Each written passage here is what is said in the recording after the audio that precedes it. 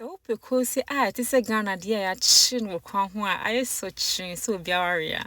Miss say I am Mianka some kitchen buffer, and a metro come first choose say I am very easy of via bit me and chassis. And see, I be you so a Giana yet watching. Near me and say, Miss 1 cup, and I may di in so I had the day. A good moon and money see on bear for 2 hours until Sano. A boy money ye emrentim. Inti me na me ho kama.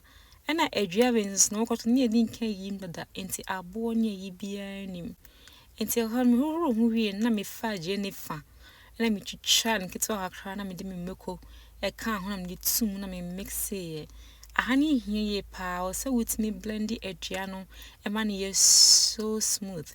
Inti me use me smoothie blender, but with me use blend bia will be with me am na very smooth no. Na odi aye. And the same now consistency in being two and out the one chine, smoked paprika and a garlic powder and a odi with ginger powder and swaka home. Until we are now because you are me no egum. Sa and near me I did gumi, a man is sham. That sounds why very tasty pa. Kusianos beboa am na hold beans no together. Say be a chia and the tinker and winning. Inti asi me the man ways to me so coconut oil and a diachi. Waiting so you so avocado oil and answer oil pia now diachi. Inti ha me use me ice cream scoop. Waiting to at 3 kit one so at it egg. A jana eye and so a low medium heat. Also a 2 bars now Koose no chick neb me kama. Sa wujana no she be babons ever been a ruja and ye fe.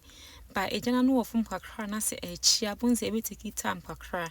The ambient is me the one thing can see so many heat Akara and met it because no a goom. And think Akara sa na would dano. Now you see now they find the kobo kum on the benefa. Bones to be winning na ache kama. Inti Koose ya di bina se watch nas 1-2 basi enya mutran fanchia. Bonso be na be bia ben na emunu me. Ti fesi ni nyina so ben kama. And I like coconut oil ne man ninya sa different flavor be cross from kokra. Ni je se me kwana ye mwanwa e dan kasa. Inti uwie na se e bia bonse e be very brown, goldish, beautiful brown. Like this, the sun not just say when we say Koose no aben. And the scene say ubuma, bones say emuno, and so swatch I fine, emuno you're soft, and when you're crispy, sa any penno.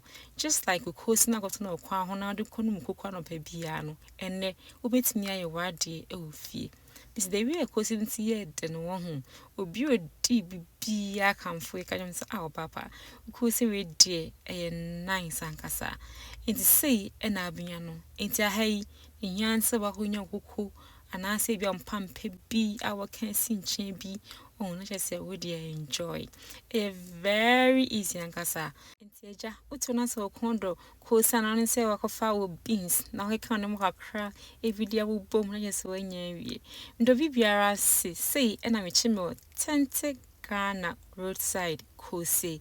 Oni video hu am story ya no wa share no like no follow me ya be say share